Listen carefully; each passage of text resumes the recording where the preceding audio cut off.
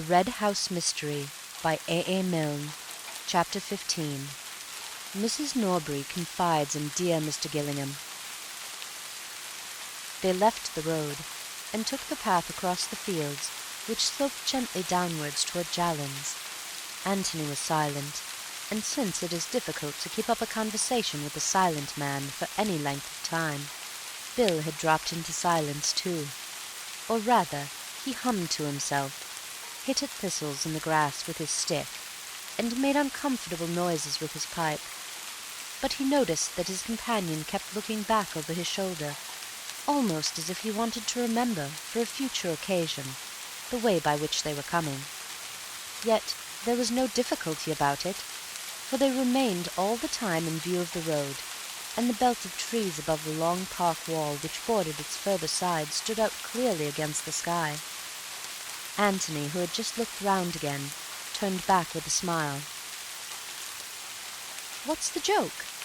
said Bill, glad of a more social atmosphere. "Cayley, didn't you see?" "See what?" "The car, going past on the road there." "So that's what you were looking for. You've got jolly good eyes, my boy, if you recognize the car at this distance after only seeing it twice." "Well, I have got jolly good eyes." "I thought he was going to Stanton." "He hoped you'd think so, obviously." "Then where is he going?"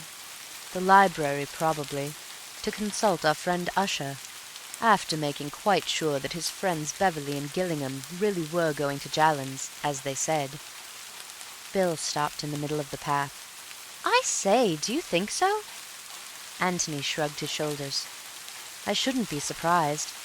We must be devilishly inconvenient for him, hanging about the house. Any moment he can get when we're definitely somewhere else must be very useful to him."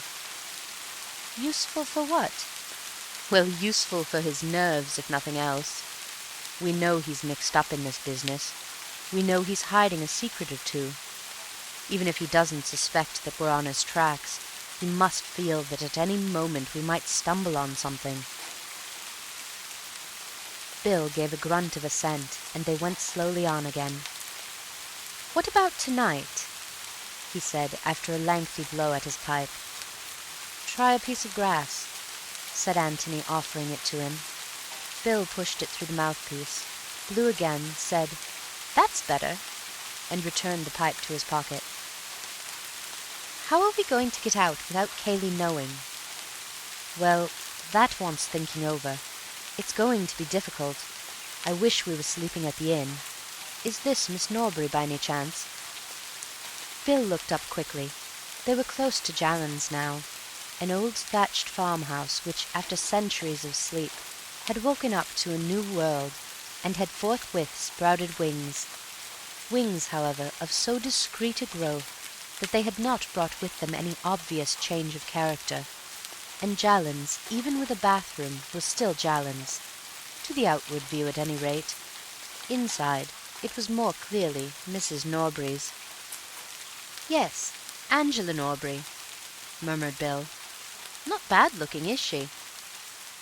The girl who stood by the little white gate of Jallands was something more than not bad-looking, but in this matter Bill was keeping his superlatives for another. In Bill's eyes she must be judged and condemned by all that distinguished her from Betty Calladine. To Antony, unhampered by these standards of comparison, she seemed quite simply beautiful.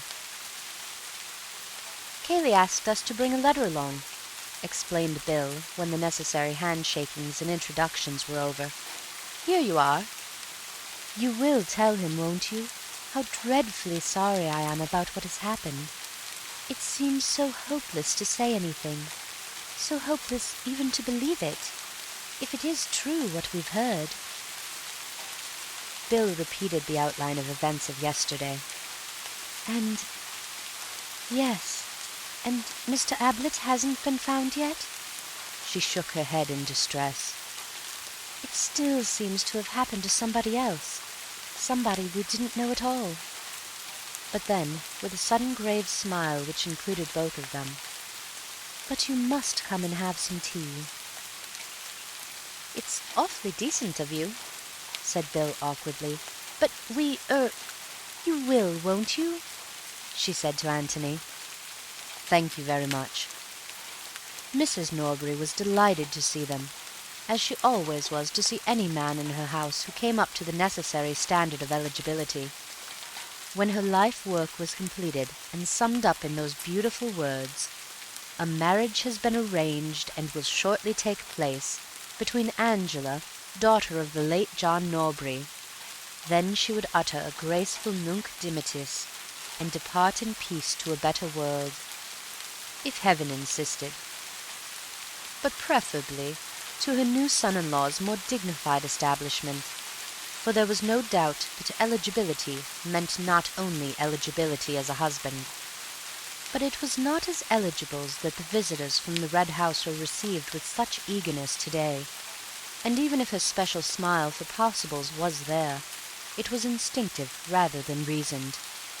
All that she wanted at this moment was news of Mark, for she was bringing it off at last, and if the engagement columns of the Morning Post were preceded, as in the case of its obituary columns, by a premonitory bulletin, the announcement of yesterday would have cried triumphantly to the world, or to such part of the world as mattered, "A marriage has very nearly been arranged by Mrs. Norbury, and will certainly take place between Angela, only daughter of the late John Norbury, and Mark Ablett of the Red House."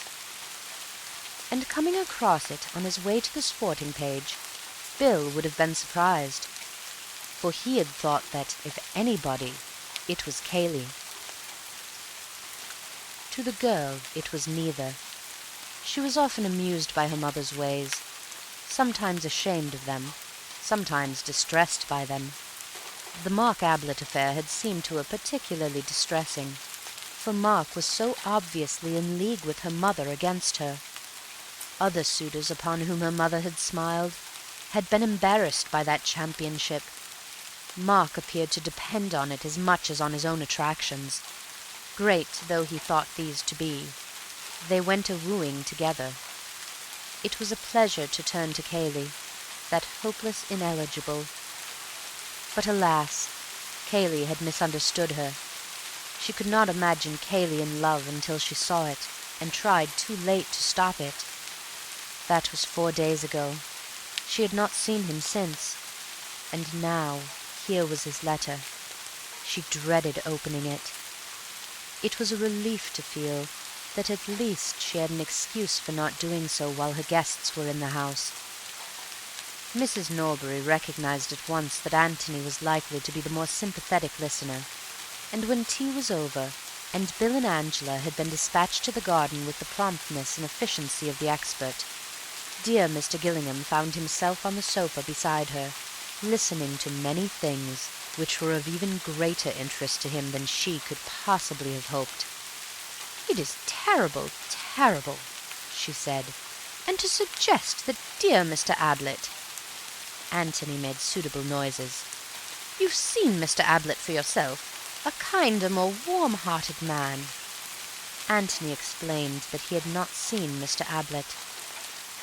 "Of course, yes, I was forgetting. But believe me, Mr. Gillingham, you can trust a woman's intuition in these matters." Antony said he was sure of this. "Think of my feelings as a mother." Antony was thinking of Miss Norbury's feelings as a daughter, and wondering if she guessed that her affairs were now being discussed with a stranger. Yet what could he do? What, indeed, did he want to do except listen, in the hope of learning? Mark engaged, or about to be engaged. Had that any bearing on the events of yesterday? What, for instance, would Mrs. Norbury have thought of brother Robert, that family skeleton? Was this another reason for wanting Robert out of the way? "I never liked him, never." "Never liked?" said Antony, bewildered.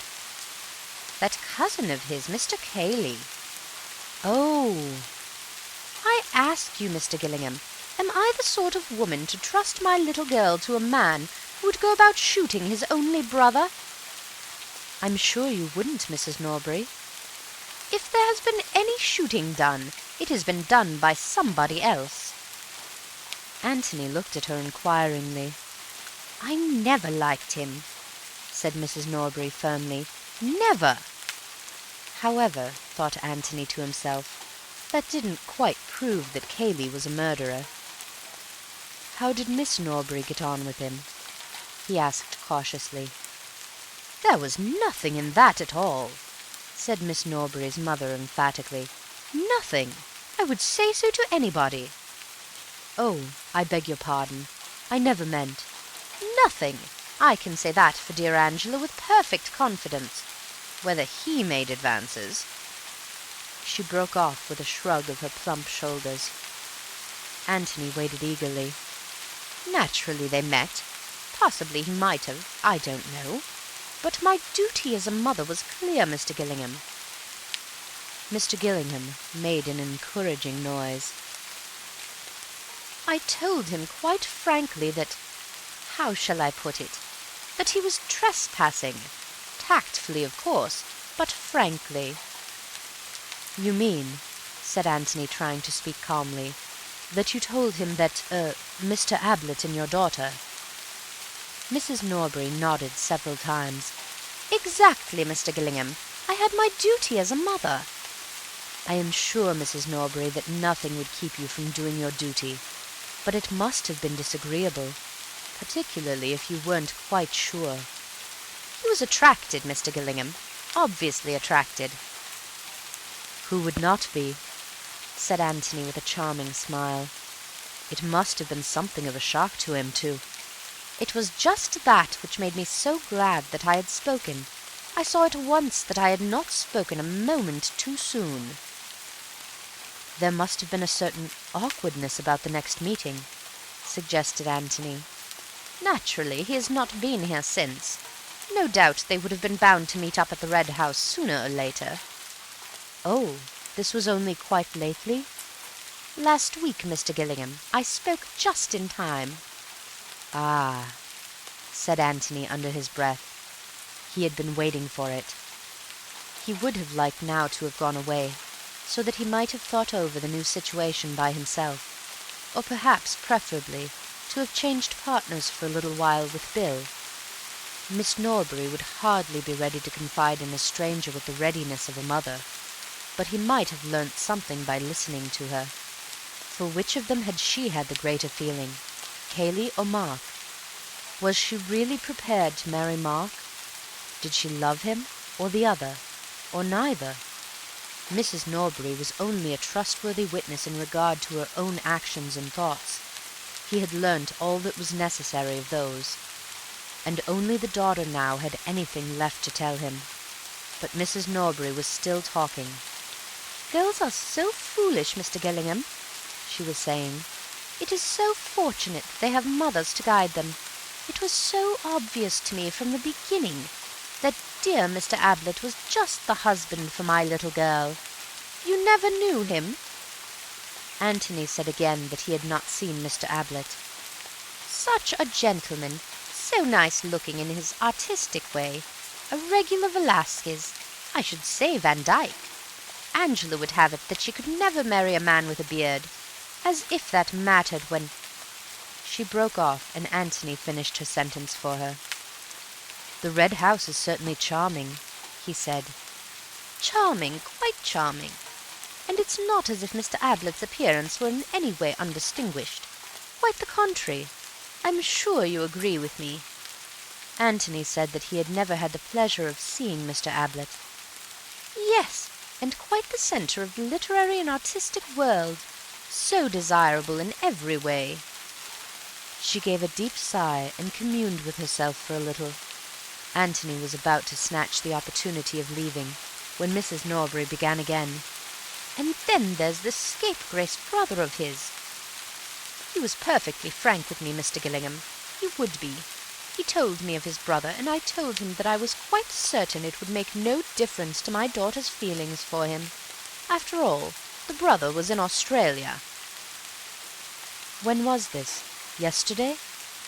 Anthony felt that if Mark had only mentioned it after his brother's announcement of a personal call at the Red House, This perfect frankness had a good deal of wisdom behind it. "It couldn't have been yesterday, Mr. Gillingham." "Yesterday!" She shuddered and shook her head. "I thought perhaps he had been down here in the morning." "Oh, no. There is such a thing, Mr. Gillingham, as being too devoted a lover. Not in the morning, no. We both agreed that dear Angela— Oh, no. No, the day before yesterday, when he happened to drop in about tea-time." It occurred to Antony that Mrs. Norbury had come a long way from her opening statement that Mark and Miss Norbury were practically engaged.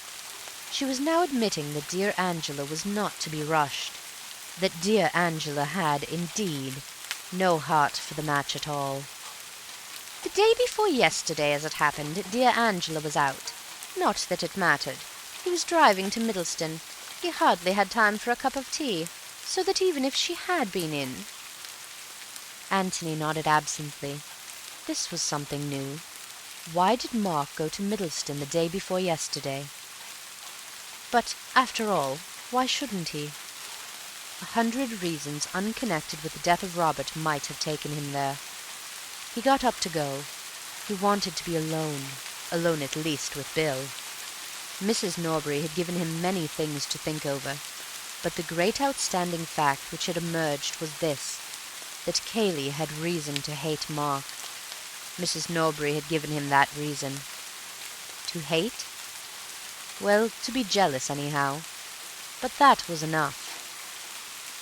"You see," he said to Bill as they walked back, "we know that Cayley is perjuring himself and risking himself over this business, and that must be for one of two reasons, either to save Mark or to endanger him. That is to say, he is either wholeheartedly for him or wholeheartedly against him. Well, now we know that he is against him, definitely against him." "But I say, you know," protested Bill, "one doesn't necessarily try to ruin one's rival in love." "Doesn't one?" said Antony, turning to him with a smile. Bill blushed. "Well, of course, one never knows, but I mean—" "You mightn't try to ruin him, Bill, but you wouldn't perjure yourself in order to get him out of a trouble of his own making." "Lord, no." "So that of the two alternatives the other is the more likely." They had come to the gate in the last field which divided them from the road, and having gone through it, they turned round and leant against it, resting for a moment, and looking down at the house which they had left. "Jolly little place, isn't it?" said Bill. "Very, but rather mysterious." "In what way?" "Well, where's the front door?" "The front door? Why, you've just come out of it." "But isn't there a drive, or a road, or anything?" Bill laughed. "No. That's the beauty of it to some people, and that's why it's so cheap and why the Norburys can afford it, I expect. They're not too well off." "But what about luggage and tradesmen and that kind of thing?" "Oh, there's a cart track, but motor cars can't come up any nearer than the road." He turned round and pointed. "Up there. So the weekend millionaire people don't take it. At least, they'd have to build a road and a garage and all the rest of it, if they did." "I see," said Antony carelessly, and they turned round and continued their walk up the road. But later on he remembered this casual conversation at the gate, and saw the importance of it. End of chapter 15.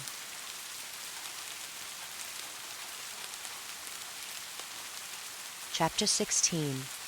Getting ready for the night. What was it which Cayley was going to hide in that pond that night?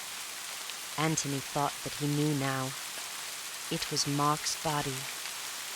From the beginning he had seen this answer coming, and had drawn back from it, for if Mark had been killed, it seemed such a cold-blooded killing. Was Cayley equal to it? Bill would have said no, but that was because he had had breakfast with Cayley, and lunch with him, and dinner with him, and ragged him and played games with him. Bill would have said no, because Bill wouldn't have killed anybody in cold blood himself, and because he took it for granted that other people behaved pretty much as he did. But Antony had no such illusions. Murders were done. Murder had actually been done here, for there was Robert's dead body. Why not another murder? Had Mark been in the office at all that afternoon? The only evidence, other than Cayley's, which obviously did not count, was Elsie's. Elsie was quite certain that she had heard his voice, but then Bill had said that it was a very characteristic voice, an easy voice, therefore, to imitate. If Bill could imitate it so successfully, why not Cayley? But perhaps it had not been such a cold-blooded killing after all.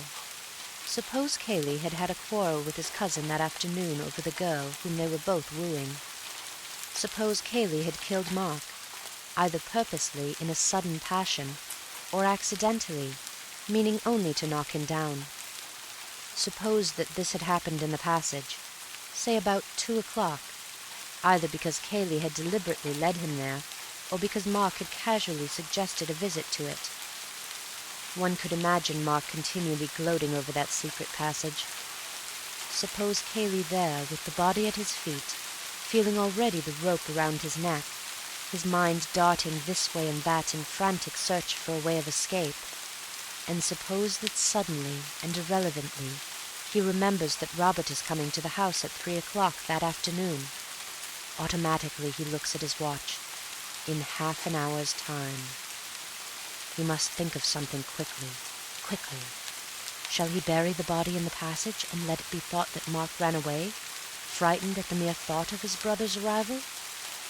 But there was the evidence of the breakfast table. Mark had seemed annoyed at this resurrection of the black sheep, but certainly not frightened. No, that was too thin a story. But suppose Mark had actually seen his brother and had a quarrel with him. Suppose it could be made to look as if Robert had killed Mark. Antony pictured to himself Cayley in the passage, standing over the dead body of his cousin, and working it out. How could Robert be made to seem the murderer, if Robert were alive to deny it? But suppose Robert were dead too?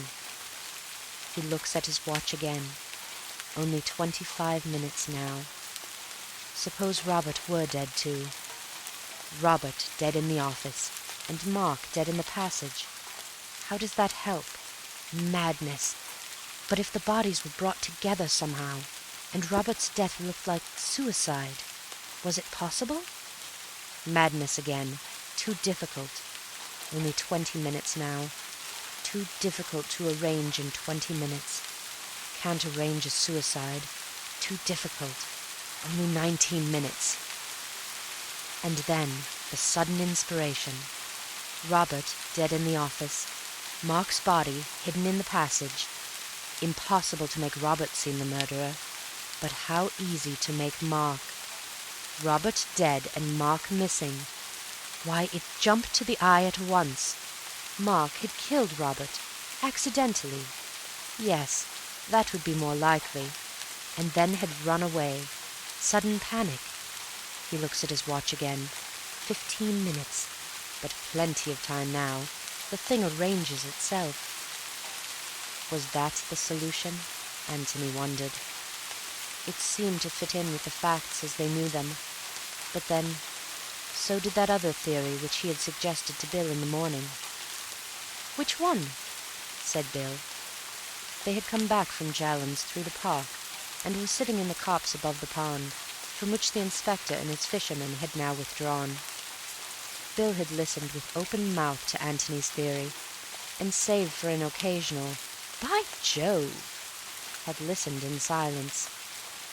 "Smart man, Cayley," had been his only comment at the end. "Which other theory?" That Mark had killed Robert accidentally, and had gone to Cayley for help, and that Cayley, having hidden him in the passage, locked the office door from the outside and hammered on it. "Yes, but you were so dashed mysterious about that. I asked you what the point of it was, and you wouldn't say anything." He thought for a little, and then went on. "I suppose you meant that Cayley deliberately betrayed Mark, and tried to make him look like a murderer." I wanted to warn you that we should probably find Mark in the passage, alive or dead. And now you don't think so? Now I think that his dead body is there. Meaning that Cayley went down and killed him afterwards? After you had come, after the police had come? Well, that's what I shrink from, Bill. It's so horribly cold-blooded. Cayley may be capable of it, but I hate to think of it. But dash it all, your other way is cold-blooded enough. According to you, he goes up to the office and deliberately shoots a man with whom he has no quarrel, whom he hasn't seen for 15 years. Yes, but to save his own neck. That makes a difference. My theory is that he quarreled violently with Mark over the girl, and killed him in sudden passion. Anything that happened after that would be self-defense. I don't mean that I excuse it, but that I understand it. And I think that Mark's dead body is in the passage now, and has been there since, say, 2:30 yesterday afternoon. And tonight, Cayley's going to hide it in the pond. Bill pulled at the moss on the ground beside him, threw away a handful or two, and said slowly, You may be right, but it's all guesswork, you know. Anthony laughed. Good Lord, of course it is, he said. And tonight we shall know if it's a good guess or a bad one. Bill brightened up suddenly. Tonight, he said. I say, tonight's going to be rather fun. How do we work it? Anthony was silent for a little. Of course, he said at last, we ought to inform the police, so that they can come here and watch the pond tonight. Of course, grinned Bill. But I think that perhaps it is a little early to put our theories before them. I think perhaps it is, said Bill solemnly. Anthony looked up at him with a sudden smile. Bill, you old bounder. Well, dash it, it's our show. I don't see why we shouldn't get our little bit of fun out of it. Neither do I. All right, then. We'll do without the police tonight. We shall miss them, said Bill sadly, but 'tis better so. There were two problems in front of them. First, the problem of getting out of the house without being discovered by Cayley, and secondly, the problem of recovering whatever it was which Cayley dropped into the pond that night. Let's look at it from Cayley's point of view, said Anthony. He may not know that we're on his track, but he can't help being suspicious of us. He's bound to be suspicious of everybody in the house, and more particularly of us, because we're presumably more intelligent than the others. He stopped for a moment to light his pipe, and Bill took the opportunity of looking more intelligent than Mrs. Stevens. Now, he's got something to hide tonight, and he's going to take good care that we aren't watching him. Well, what will he do? See that we are asleep first, before he starts out. Yes. Come and tuck us up and see that we're nice and comfortable. Yes, that's awkward, said Bill. But we could lock our doors, and then he wouldn't know that we weren't there. Have you ever locked your door? Never. No, and you can bet that Cayley knows that. Anyway, he'd bang on it, and you wouldn't answer, and then what would he think? Bill was silent, crushed. Then I don't see how we're going to do it, he said after deep thought. He'll obviously come to us just before he starts out, and that doesn't give us time to get to the pond in front of him. Let's put ourselves in his place, said Anthony, puffing slowly at his pipe. He's got the body, or whatever it is, in the passage. He won't come up the stairs carrying it in his arms, and look in at our doors to see if we're awake. He'll have to make sure about us first, and then go down for the body afterwards, so that gives us a little time. Yes, said Bill doubtfully. We might just do it, but it'll be a bit of a rush. But wait. When he's gone down to the passage and got the body, what will he do next? Come out again? said Bill helpfully. "Yes, but which end?" Bill sat up with a start. "By Jove! You mean that he will go out at the far end, by the bowling green?" "Don't you think so? Just imagine him walking across the lawn in full view of the house at midnight, with a body in his arms.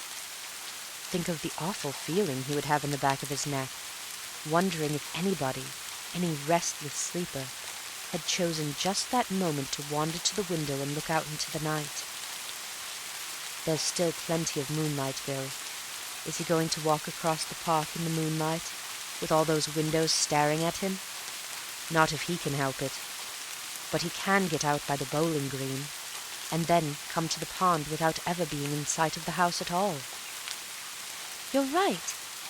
And that will just about give us time. Good. Now what's the next thing?" "The next thing is to mark the exact place in the pond where he drops whatever he drops." "So that we can fish it out again." "If we can see what it is, we shan't want to. The police can have a go at it tomorrow. But if it's something we can't identify from a distance, then we must try and get it out, to see whether it's worth telling the police about." "Yes," said Bill, wrinkling his forehead. "Of course, the trouble with water is that one bit of it looks pretty much like the next bit. I don't know if that had occurred to you." "It had," smiled Antony. "Let's come and have a look at it." They walked to the edge of the copse and lay down there in silence, looking at the pond beneath them. "See anything?" said Antony at last. "What?" "The fence on the other side." "What about it?" "Well, it's rather useful, that's all." said Sherlock Holmes enigmatically. Added Bill. A moment later his friend Watson had hurled him into the pond. Antony laughed. "I love being Sherlocky," he said. "It's very unfair of you not to play up with me." "Why is that fence useful, my dear Holmes?" said Bill obediently. "Because you can take a bearing on it. You see—" "Yes, you needn't stop to explain to me what a bearing is." "I wasn't going to. But you're lying here." He looked up. "Underneath this pine tree. Cayley comes out in the old boat and drops his parcel in. You take a line from here on to the boat, and mark it off on the fence there. Say it's the 15th post from the end. Well, then I take a line from my tree. We'll find one for me directly. And it comes on to the 20th post, say, and where the two lines meet, there shall the eagles be gathered together, QED. And there, I almost forgot to remark, will the taller eagle, Beverley by name, do his famous diving act, as performed nightly at the Hippodrome." Bill looked at him uneasily. "I say, really? It's beastly dirty water, you know." "I'm afraid so, Bill. So it is written in the Book of Jasher." "Of course, I knew that one of us would have to, but I hoped— Well, it's a warm night." "Just the night for a bathe," agreed Antony, getting up. "Well now, let's have a look for my tree." They walked down to the margin of the pond and then looked back. Bill's tree stood up and took the evening, tall and unmistakable, 50 feet nearer to heaven than its neighbors. But it had its fellow at the other end of the copse, not quite so tall perhaps, but equally conspicuous. "That's where I shall be," said Antony, pointing to it. "Now, for the Lord's sake, count your posts accurately." "Thanks very much, but I shall do it for my own sake," said Bill with feeling. "I don't want to spend the whole night diving." "Fix on the post in a straight line with you and the splash, and then count backwards to the beginning of the fence." "Right, old boy. Leave it to me.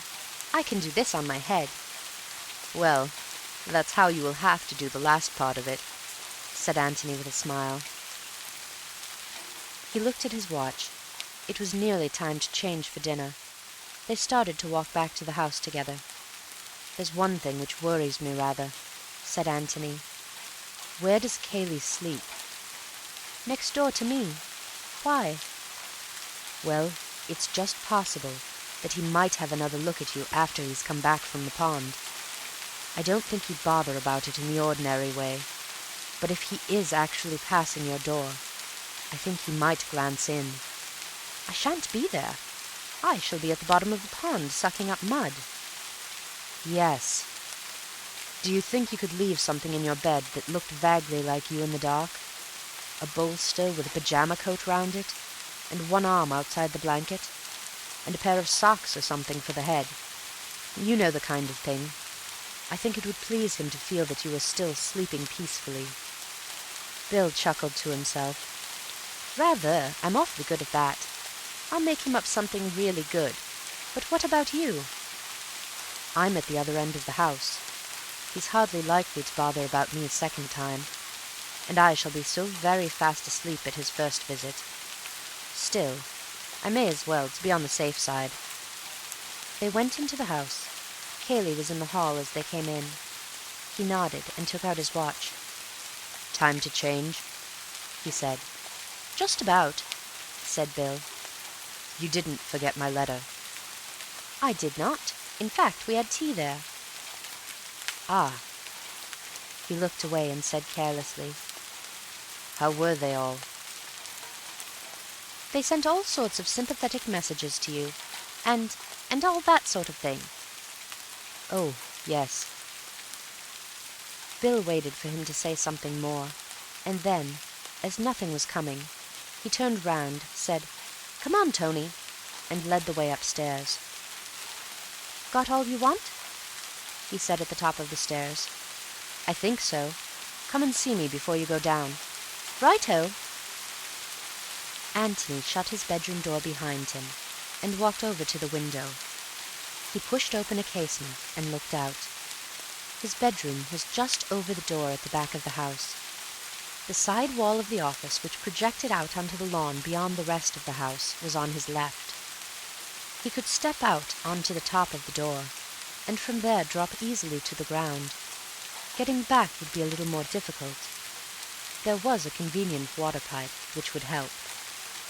He had just finished his dressing when Bill came in. "Final instructions?" he asked, sitting down on the bed. "By the way, how are we to amuse ourselves after dinner? I mean, immediately after dinner." "Billiards?" "Right-o. Anything you like." "Don't talk too loud," said Antony in a lower voice. "We're more or less over the hall, and Cayley may be there." He led the way to the window. "We'll go out this way tonight. Going downstairs is too risky. It's easy enough. Better put on tennis shoes." "Right. I say, in case I don't get another chance alone with you, what do I do when Cayley comes to tuck me up?" "It's difficult to say. Be as natural as you can. I mean, if he just knocks lightly and looks in, be asleep. Don't overdo the snoring. But if he makes a hell of a noise, you'll have to wake up and rub your eyes and wonder what on earth he's doing in your room at all. You know the sort of thing." "Right. And about the dummy figure. I'll make it up directly we come upstairs and hide it under the bed." "Yes. I think we'd better go completely to bed ourselves. We shan't take a moment dressing again, and it will give him time to get safely into the passage. Then come to my room." "Right. Are you ready?" "Yes." They went downstairs together. End of chapter 16.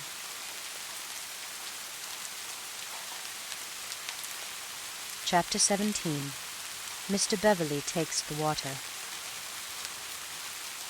Cayley seemed very fond of them that night. After dinner was over, he suggested a stroll outside. They walked up and down the gravel in front of the house, saying very little to each other, until Bill could stand it no longer. For the last 20 turns he had been slowing down hopefully each time they came to the door, but the hint had always been lost on his companions, and each time another turn had been taken. But in the end he had been firm. "What about a little billiards?" he said, shaking himself free from the others. "Will you play?" said Antony to Cayley. "I'll watch you," he said, and he had watched them resolutely until the game, and then another game after that, had been played. They went into the hall and attacked the drinks. "Well, thank heaven for bed," said Bill, putting down the glass. "Are you coming?" "Yes," said Antony, and finished his drink. He looked at Cayley. "I've just got one or two little things to do," said Cayley. "I shan't be long following you." "Well, good night, then." "Good night." "Good night," called Bill from halfway up the stairs. "Good night, Tony." "Good night." Bill looked at his watch. 11:30. Not much chance of anything happening for another hour. He pulled open a drawer and wondered what to wear on their expedition. Grey flannel trousers, flannel shirt and a dark coat. Perhaps a sweater, as they might be lying out in the copse for some time. And, good idea, a towel. He would want it later on, and meanwhile he could wear it round his waist. Tennis shoes! There, everything was ready. Now then, for the dummy figure. He looked at his watch again before getting into bed. 12:15. How long to wait before Cayley came up? He turned out the light, and then, standing by the door in his pyjamas, waited for his eyes to become accustomed to the new darkness. He could only just make out the bed in the corner of the room. Cayley would want more light than that if he were to satisfy himself from the door that the bed was occupied. He pulled the curtains a little way back. That was about right. He could have another look later on, when he had the dummy figure in the bed. How long would it be before Cayley came up? It wasn't that he wanted his friends Beverly and Gillingham to be asleep before he started on his business at the pond. All that he wanted was to be sure that they were safely in their bedrooms. Cayley's business would make no noise, give no sign to attract the most wakeful member of the household, so long as the household was really inside the house. But if he wished to reassure himself about his guests, he would have to wait until they were far enough on their way to sleep not to be disturbed by him as he came up to reassure himself. So it amounted to the same thing, really. He would wait until they were asleep. Until they were asleep. Asleep. With a great effort, Bill regained the mastery over his wandering thoughts and came awake again. This would never do. It would be fatal if he went to sleep. If he went to sleep. If he went to sleep. To sleep. And then, in an instant, he was intensely awake. Suppose Cayley never came at all? Suppose Cayley was so unsuspicious that, as soon as they had gone upstairs, he had dived down into the passage and set about his business. Suppose even now he was at the pond dropping into it that secret of his. Good heavens, what fools they had been! How could Antony have taken such a risk? Put yourself in Cayley's place, he had said. But how was it possible? They weren't Cayley.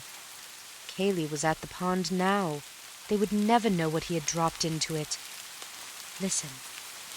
Somebody at the door. He was asleep. Quite naturally now. Breathe a little more loudly, perhaps. He was asleep. The door was opening.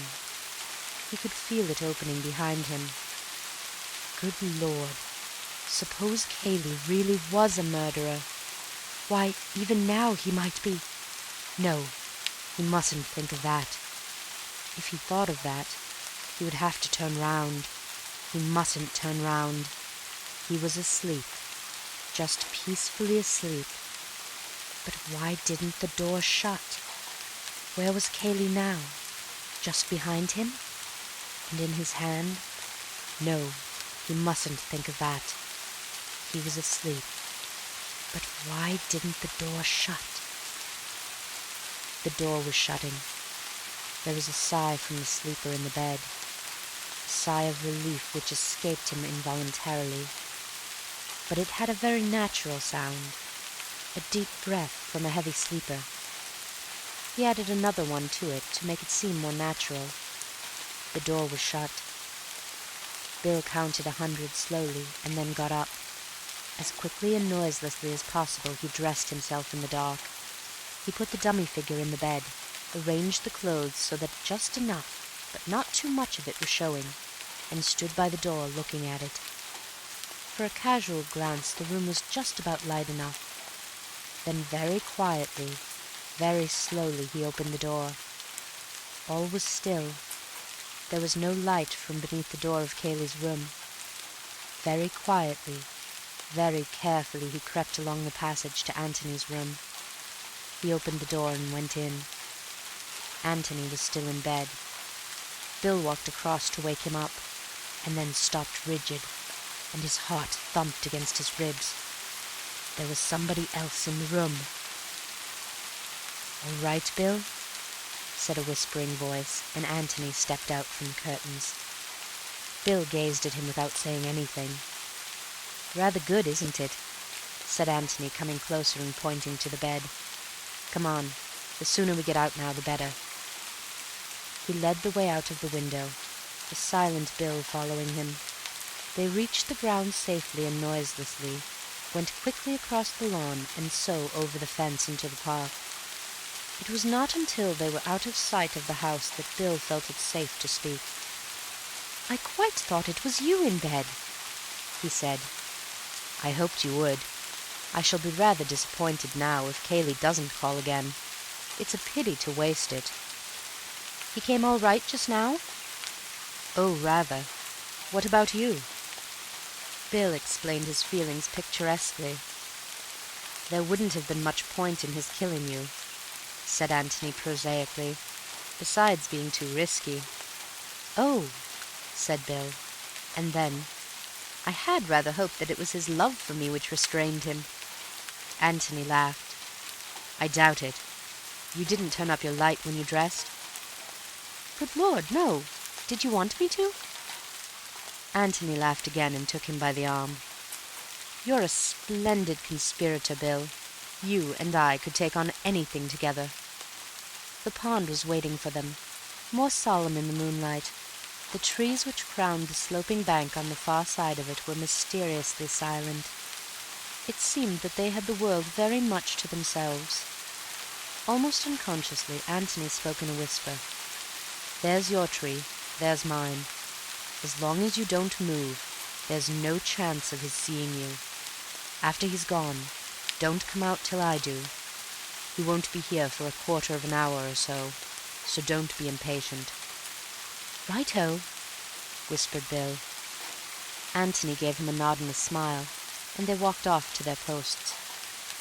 The minutes went by slowly. To Antony, lying hidden in the undergrowth at the foot of his tree, a new problem was presenting itself. Suppose Cayley had to make more than one journey that night. He might come back and find them in the boat. One of them, indeed, in the water. And if they decided to wait in hiding, on the chance of Cayley coming back again, what was the least time they could safely allow? Perhaps it would be better to go round to the front of the house and watch for his return there, the light in his bedroom, before conducting their experiments at the pond. But then they might miss his second visit in this way, if he made a second visit. It was difficult. His eyes were fixed on the boat as he considered these things, and suddenly, as if materialized from nowhere, Cayley was standing by the boat. In his hand was a small brown bag.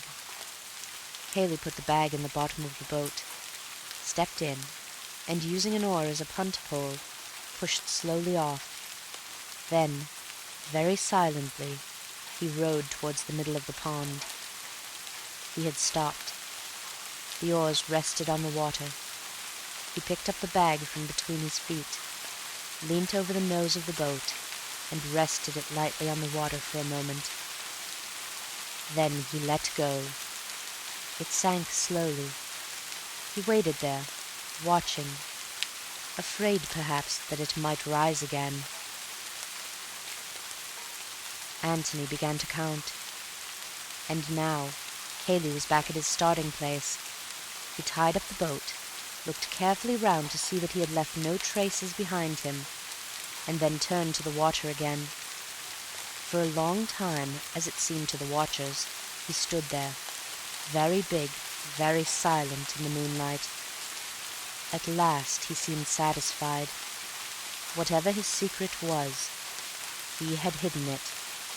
And so, with a gentle sigh, as unmistakable to Antony as if he had heard it, Cayley turned away and vanished again as quietly as he had come. Antony gave him 3 minutes and stepped out from the trees. He waited there for Bill to join him. 6, whispered Bill. Antony nodded. I'm going round to the front of the house. You get back to your tree and watch, in case Cayley comes again. Your bedroom is the left-hand end one, and Cayley's the end but one? Is that right? Bill nodded. Right. Wait in hiding till I come back. I don't know how long I shall be, but don't be impatient. It will seem longer than it is. He patted Bill on the shoulder, and with a smile and a nod of the head he left him there. What was in the bag? What could Cayley want to hide, other than a key or a revolver? Keys and revolvers sink of themselves. No need to put them in a bag first. What was in the bag? Something which wouldn't sink of itself. Something which needed to be helped with stones before it could hide itself safely in the mud. Well, they would find that out. There was no object in worrying about it now. Bill had a dirty night's work in front of him. But where was the body which Antony had expected so confidently? Or, if there were no body, where was Mark? More immediately, however, where was Cayley? As quickly as he could, Antony had got to the front of the house and was now lying in the shrubbery which bordered the lawn, waiting for the light to go up in Cayley's window. If it went up in Bill's window, then they were discovered. It would mean that Cayley had glanced into Bill's room, had been suspicious of the dummy figure in the bed, and had turned up the light to make sure. After that, it was war between them. But if it went up in Cayley's room, there was a light. Antony felt a sudden thrill of excitement. It was in Bill's room. War. The light stayed there, shining vividly, for a wind had come up, blowing the moon behind a cloud and casting a shadow over the rest of the house. Bill had left his curtains undrawn. It was careless of him, the first stupid thing he had done, but the moon slipped out again, and Antony laughed to himself in the bushes. There was another window beyond Cayley's, and there was no light in it. The declaration of war was postponed. Antony lay there, watching Cayley into bed. After all, it was only polite to return Cayley's own solicitude earlier in the night. Politeness demanded that one should not disport oneself on the pond until one's friends were comfortably tucked up. Meanwhile, Bill was getting tired of waiting. His chief fear was that he might spoil everything by forgetting the number 6. It was the 6th post, 6. He broke off a twig and divided it into 6 pieces. These he arranged on the ground in front of him. 6. He looked at the pond, counted up to the 6th post, and murmured 6 to himself again. Then he looked down at his twigs. 1, 2, 3, 4, 5, 6, 7. 7! Was it 7? Or was that the 7th bit of a twig, an accidental bit, which had been on the ground anyhow? Surely it was 6. Had he said 6 to Antony? If so, Antony would remember, and it was all right. 6. He threw away the 7th twig and collected the other 6 together. Perhaps they would be safer in his pocket. 6. The height of a tall man. Well, his own height. 6 feet. Yes, that was the way to remember it. Feeling a little safer on the point, he began to wonder about the bag, and what Antony would say to it, and the possible depth of the water, and of the mud at the bottom, and was still so wondering and saying, "Good Lord, what a life!" to himself when Antony reappeared. Bill got up and came down the slope to meet him. 6, he said firmly. 6th post from the end. Good, smiled Antony. Mine was the 18th, a little way past it. What did you go off for? To see Cayley into bed. Is it all right? Yes. Better hang your coat over the 6th post, and then we shall see it more easily. I'll put mine on the 18th. Are you going to undress here or in the boat? Some here and some in the boat. You're quite sure that you wouldn't like to do the diving yourself? Quite, thanks. They had walked round to the other side of the pond. Coming to the 6th post of the fence, Bill took off his coat and put it in position, and then finished his undressing, while Antony went off to mark the 18th post. When they were ready, they got into the boat, Antony taking the oars. Now, Bill, tell me as soon as I'm in a line with your 2 marks. He rowed slowly toward the middle of the pond. You're about there now, said Bill at last. Antony stopped rowing and looked about him. Yes, that's pretty well right. He turned the boat's nose round until it was pointing to the pine tree under which Bill had lain. You see my tree in the other coat? Yes, said Bill. Right. Now then, I'm going to row gently along this line until we're dead in between the 2. Get it as exact as you can for your own sake. Steady, said Bill warningly. Back a little more forward again. Right. Antony left the oars on the water and looked round. As far as he could tell, they were in an exact line with each pair of landmarks. Now then, Bill, in you go.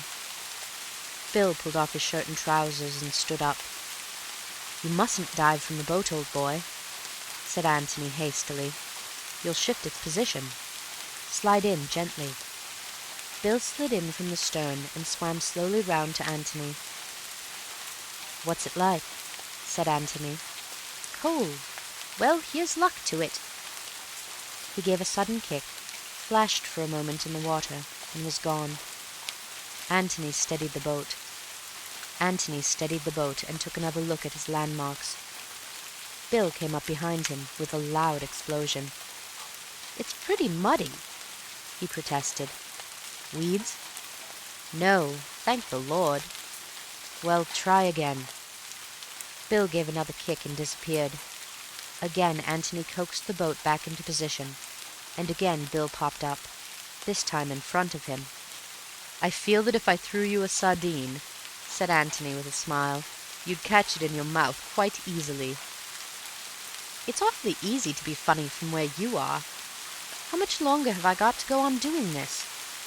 Antony looked at his watch. About 3 hours. We must get back before daylight.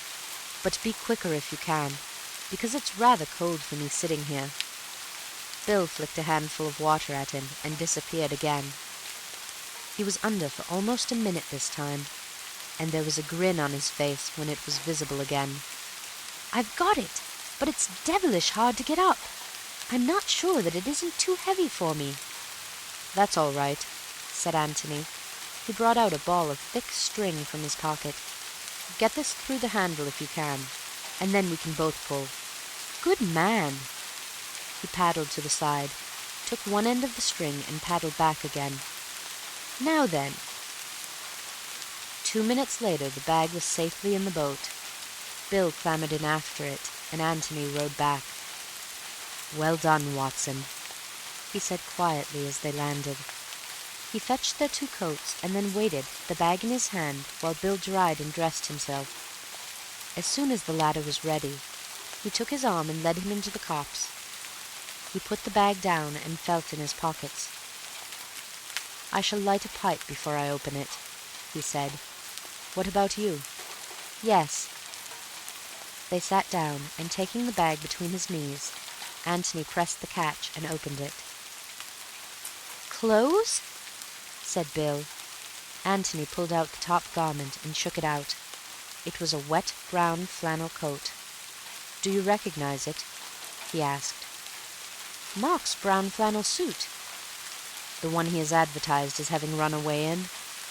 "Yes, it looks like it. Of course he had a dashed lot of clothes." Antony put his hand in the breast pocket and took out some letters. He considered them doubtfully for a moment. "I suppose I'd better read them," he said. "I mean, just to see." He looked inquiringly at Bill, who nodded. Antony turned on his torch and glanced at them. Bill waited anxiously.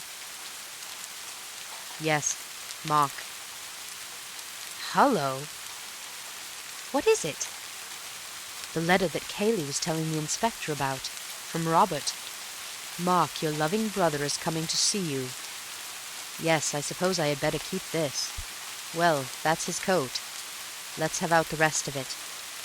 He took the remaining clothes from the bag and spread them out. "They're all here," said Bill. "Shirt, tie, socks, underclothes, shoes. Yes, all of them." "All that he was wearing yesterday?" "Yes." "What do you make of it?"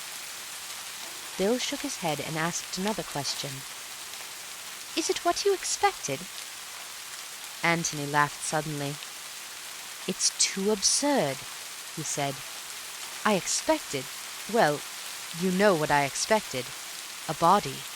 A body in a suit of clothes. Well, perhaps it would be safer to hide them separately.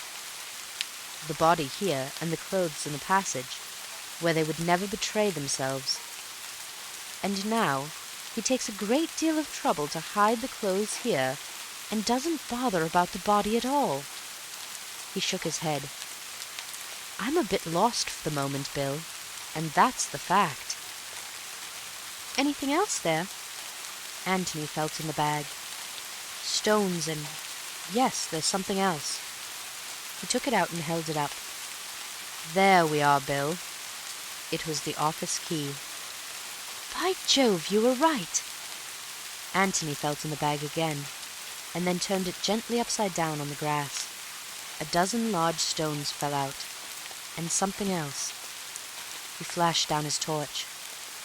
"Another key," he said. He put the 2 keys in his pocket, and sat there for a long time in silence, thinking. Bill was silent too, not liking to interrupt his thoughts, but at last he said, "Shall I put these things back, Tony?" Antony looked up with a start. "What? Oh, yes. No, I'll put them back. You give me a light, will you?" Very slowly and carefully he put the clothes back in the bag, pausing as he took up each garment, in the certainty, as it seemed to Bill, that it had something to tell him, if only he could read it. When the last of them was inside, he still waited there on his knees, thinking. "That's the lot," said Bill. Antony nodded at him. "Yes, that's the lot," he said. "And that's the funny thing about it. You're sure it is the lot?" "What do you mean?" "Give me the torch a moment." He took it and flashed it over the ground between them. "Yes, that's the lot. It's funny." He stood up, the bag in his hands. "Now, let's find a hiding place for these, and then—" He said no more, but stepped off through the trees, Bill following him meekly. As soon as they had got the bag off their hands and were clear of the copse, Antony became more communicative. He took the 2 keys out of his pocket. "One of them is the office key, I suppose, and the other is the key of the passage cupboard. So I thought that perhaps we might have a look at the cupboard." "I say, do you really think it is?" "Well, I don't see what else it can be." "But why should he want to throw it away?" "Because it has now done its work, whatever it was, and he wants to wash his hands of the passage. He'd throw the passage away if he could. I don't think it matters much one way or the other, and I don't suppose there's anything to find in the cupboard. But I feel that we must look." "Do you still think Mark's body might be there?" "No. And yet, where else can it be? Unless I'm hopelessly wrong, and Cayley never killed him at all."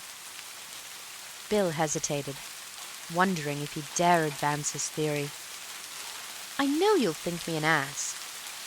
My dear Bill, I'm such an obvious ass myself that I should be delighted to think you are too. Well then, suppose Mark did kill Robert, and Cayley helped him to escape, just as we thought at first. I know you proved afterwards that it was impossible, but suppose it happened in a way we don't know about, and for reasons we don't know about. I mean, there are such a lot of funny things about the whole show that, well, almost anything might have happened. You're quite right. Well? Well then, this clothes business. Doesn't that seem rather to bear out the escaping theory? Mark's brown suit was known to the police. Couldn't Cayley have brought him another one in the passage to escape in, and then have had the brown one on his hands, and thought it safest to hide it in the pond? Yes, said Antony thoughtfully, and then, go on. Bill went on eagerly. It all seems to fit in, you know. I mean, even with your first theory, that Mark killed him accidentally and then came to Cayley for help. Of course, if Cayley had played fair, he'd have told Mark that he had nothing to be afraid of. But he isn't playing fair. He wants to get Mark out of the way because of the girl. Well, this is his chance. He makes Mark as frightened as possible, and tells him that his only hope is to run away. Well, naturally, he does all he can to get him well away, because if Mark is caught, the whole story of Cayley's treachery comes out. Yes, but isn't it overdoing it rather, to make him change his underclothes and everything? It wastes a good deal of time, you know. Bill was pulled up short and said, "Oh," in great disappointment. "No, it's not as bad as that, Bill," said Antony with a smile.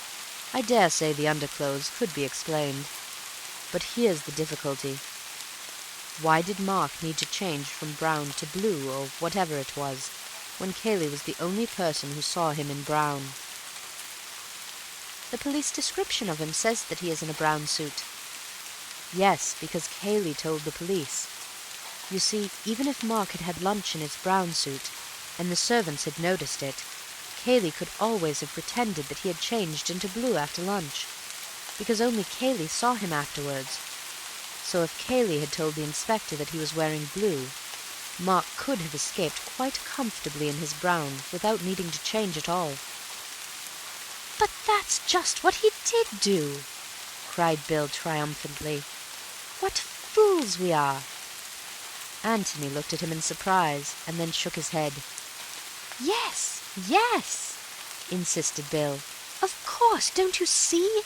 Mark did change after lunch, and to give him more of a chance of getting away, Cayley lied and said that he was wearing the brown suit in which the servants had seen him. Well, then he was afraid that the police might examine Mark's clothes and find the brown suit still there, so he hid it, and then dropped it in the pond afterwards." He turned eagerly to his friend, but Antony said nothing. Bill began to speak again, and was promptly waved into silence. "Don't say anything more, old boy. You've given me quite enough to think about. Don't let's bother about it tonight. We'll just have a look at this cupboard and then get to bed." But the cupboard had not much to tell them that night. It was empty, save for a few old bottles. "Well, that's that," said Bill. But Antony, on his knees with the torch in his hand, continued to search for something else. "What are you looking for?"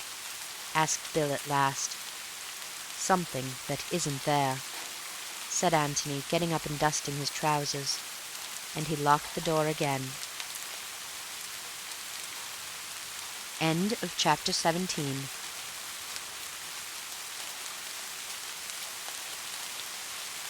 Chapter 18. Guesswork. The inquest was at 3 o'clock. Thereafter, Antony could have no claim on the hospitality of the Red House. By 10 o'clock his bag was packed and waiting to be taken to the George. To Bill, coming upstairs after a more prolonged breakfast, this early morning bustle was a little surprising. "What's the hurry?" he asked. "None, but we don't want to come back here after the inquest. Get your packing over now, and then we can have the morning to ourselves." "Righto." He turned to go to his room, and then came back again. "I say, are we going to tell Cayley that we're staying at the George?" "You're not staying at the George, Bill. Not officially. You're going back to London." "Oh!" "Yes. Ask Cayley to have your luggage sent in to Stanton, ready for you when you catch a train there after the inquest. You can tell him that you've got to see the Bishop of London at once. The fact that you are hurrying back to London to be confirmed will make it seem more natural that I should resume my interrupted solitude at the George as soon as you have gone." "Then where do I sleep tonight?" "Officially, I suppose, in Fulham Place. Unofficially, I suspect, in my bed, unless they've got another spare room at the George. I've put your confirmation robe, I mean your pyjamas and brushes and things, in my bag, ready for you. Is there anything else you want to know? No? Then go and pack, and meet me at 10:30 beneath the blasted oak or in the hall or somewhere.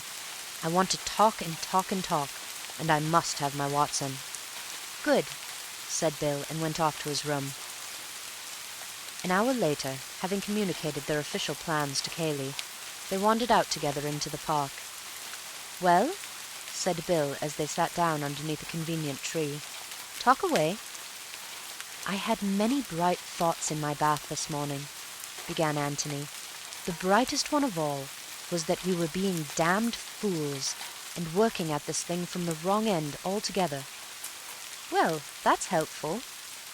"Of course, it's very hampering being a detective, when you don't know anything about detecting, and when nobody knows that you're doing detection, and you can't have people up to cross-examine them, and you have neither the energy nor the means to make proper inquiries, and, in short, when you're doing the whole thing in a thoroughly amateur, haphazard way." "For amateurs, I don't think we're doing it all badly," protested Bill. "No, not for amateurs, but if we had been professionals, I believe we should have gone at it from the other end, the Robert end. We've been wondering about Mark and Cayley all the time. Now let's wonder about Robert for a bit." "We know so little about him." "Well, let's see what we do know. First of all, then, we know vaguely that he was a bad lot, the sort of brother who is hushed up in front of other people." "Yes." "We know that he announced his approaching arrival to Mark in a rather unpleasant letter, which I have in my pocket." "Yes." "And then we know rather a curious thing. We know that Mark told you all that this black sheep was coming. Now why did he tell you?" Bill was thoughtful for a moment. "I suppose," he said slowly, "that he knew we were bound to see him, and thought that the best way was to be quite frank about him." "But were you bound to see him? You were all away playing golf." "We were bound to see him if he stayed in the house that night." "Very well, then. That's one thing we've discovered. Mark knew that Robert was staying in the house that night. Or shall we put it this way? He knew that there was no chance of getting Robert out of the house at once." Bill looked at his friend eagerly. "Go on," he said. "This is getting interesting." "He also knew something else," went on Antony. "He knew that Robert was bound to betray his real character to you as soon as you met him. He couldn't pass him off on you as just a travelled brother from the Dominions, with perhaps a bit of an accent. He had to tell you at once, because you were bound to find out that Robert was a wastrel." "Yes, that's sound enough." "Well now, doesn't it strike you that Mark made up his mind about all that rather quickly?" "How do you mean?" "He got this letter at breakfast. He read it, and directly he had read it he began to confide in you all. That is to say, in about 1 second he thought out the whole business and came to a decision. To 2 decisions. He considered the possibility of getting Robert out of the way before you came back, and decided that it was impossible. He considered the possibility of Robert's behaving like an ordinary, decent person in public, and decided that it was very unlikely. He came to those 2 decisions instantaneously, as he was reading the letter. Isn't that rather quick work?" "Well, what's the explanation?" Antony waited until he had refilled and lighted his pipe before answering. "What's the explanation?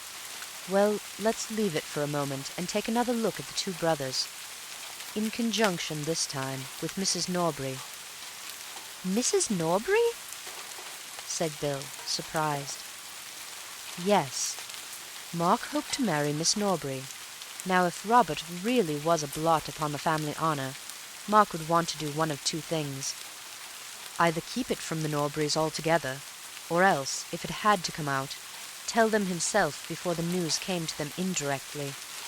Well, he told them. But the funny thing is that he told them the day before Robert's letter came. Robert came and was killed the day before yesterday, Tuesday. Mark told Mrs. Norbury about him on Monday. What do you make of that?" "Coincidence?" said Bill after careful thought. "He'd always meant to tell her.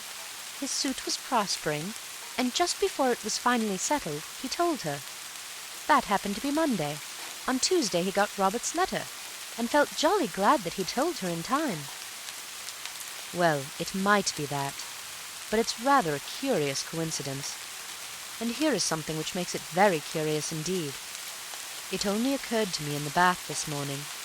Inspiring place, a bathroom. Well, it's this. He told her on Monday morning, on his way to Middleston in the car." "Well?" "Well, "Sorry, Tony, I'm dense this morning." in the car, Bill. And how near can the car get to Jallands?" "About 600 yards." "Yes. And on his way to Middleston, on some business or other, Mark stops the car, walks 600 yards down the hill to Jallands, says, 'Oh, by the way, Mrs. Norbury, I don't think I ever told you that I had a shady brother called Robert,' walks 600 yards up the hill again, gets into the car, and goes off to Middleston. Is that likely?" Bill frowned heavily. "Yes, but I don't see what you're getting at. Likely or not, we know he did do it." "Of course he did. All I mean is that he must have had some strong reason for telling Mrs. Norbury at once. And the reason I suggest is that he knew on that morning, Monday morning, not Tuesday, that Robert was coming to see him, and had to be in first with the news. But... And that would explain the other point, his instantaneous decision at breakfast to tell you all about his brother. It wasn't instantaneous.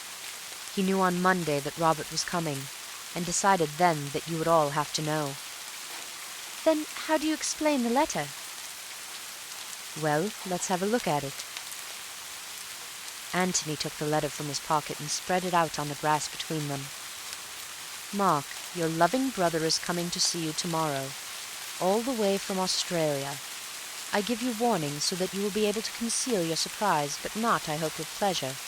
Expect him at 3 or thereabouts." "No date mentioned, you see," said Antony. "Just tomorrow." "But he got this on Tuesday." "Did he?" "Well, he read it out to us on Tuesday." "Oh, yes, he read it out to you." Bill read the letter again, and then turned it over and looked at the back of it. The back of it had nothing to say to him. "What about the postmark?" he asked. "We haven't got the envelope, unfortunately." "And you think that he got this letter on Monday?" "I'm inclined to think so, Bill. Anyhow, I feel almost certain that he knew on Monday that his brother was coming." "Is that going to help us much?" "No, it makes it more difficult. There's something rather uncanny about it all. I don't understand it." He was silent for a little, and then added, "I wonder if the inquest is going to help us." "What about last night? I'm longing to hear what you make of that. Have you been thinking it out at all?" "Last night," said Antony thoughtfully to himself. "Yes, last night wants some explaining." Bill waited hopefully for him to explain. What, for instance, had Antony been looking for in the cupboard? "I think," began Antony slowly, "that after last night we must give up the idea that Mark has been killed. Killed, I mean, by Cayley. I don't believe anybody would go to so much trouble to hide a suit of clothes when he had a body on his hands. The body would seem so much more important. I think we may take it now that the clothes are all that Cayley had to hide. But why not have kept them in the passage? He was frightened of the passage. Miss Norris knew about it. Well then, in his own bedroom, or even in Mark's. For all you or I or anybody knew, Mark might have had 2 brown suits. He probably had, I should think. Probably, but I doubt if that would reassure Cayley. The brown suit hid a secret, and therefore the brown suit had to be hidden. We all know that in theory the safest hiding place is the most obvious, but in practice very few people have the nerve to risk it. Bill looked rather disappointed. "Then we just come back to where we were," he complained. "Mark killed his brother, and Cayley helped him to escape through the passage, either in order to compromise him, or because there was no other way out of it. And he helped him by telling a lie about his brown suit." Antony smiled at him in genuine amusement. "Bad luck, Bill," he said sympathetically. "There's only one murder after all. I'm awfully sorry about it. It was my fault for—" "Shut up, you ass! You know I didn't mean that." "Well, you seemed awfully disappointed." Bill said nothing for a little, and then, with a sudden laugh, confessed. "It was so exciting yesterday," he said apologetically. "And we seemed to be just getting there, and discovering the most wonderful things. And now—" "And now?" "Well, it's so much more ordinary." Antony gave a shout of laughter. "Ordinary!" he cried. "Ordinary! Well, I'm dashed! Ordinary! If only one thing would happen in an ordinary way, we might do something, but everything is ridiculous." Bill brightened up again. "Ridiculous? How?" "Every way. Take those ridiculous clothes we found last night. You can explain the brown suit, but why the underclothes? You can explain the underclothes in some absurd way if you like. You can say that Mark always changed his underclothes whenever he interviewed anybody from Australia. But why, in that case, my dear Watson, why didn't he change his collar?" "His collar?" said Bill in amazement. "His collar, Watson." "I don't understand." "And it's all so ordinary," scoffed Antony. "Sorry, Tony, I didn't mean that. Tell me about the collar." Well, that's all. There was no collar in the bag last night. Shirt, socks, tie, everything except a collar. Why?" "Was that what you were looking for in the cupboard?" said Bill eagerly. "Of course. Why no collar, I said. For some reason Cayley considered it necessary to hide all Mark's clothes, not just the suit, but everything which he was wearing, or supposed to be wearing, at the time of the murder. But he hadn't hidden the collar. Why? Had he left it out by mistake? So I looked in the cupboard. It wasn't there. Had he left it out on purpose? If so, why, and where was it? Naturally I began to say to myself, where have I seen a collar lately? A collar all by itself. And I remembered what, Bill? Bill frowned heavily to himself and shook his head. "Don't ask me, Tony.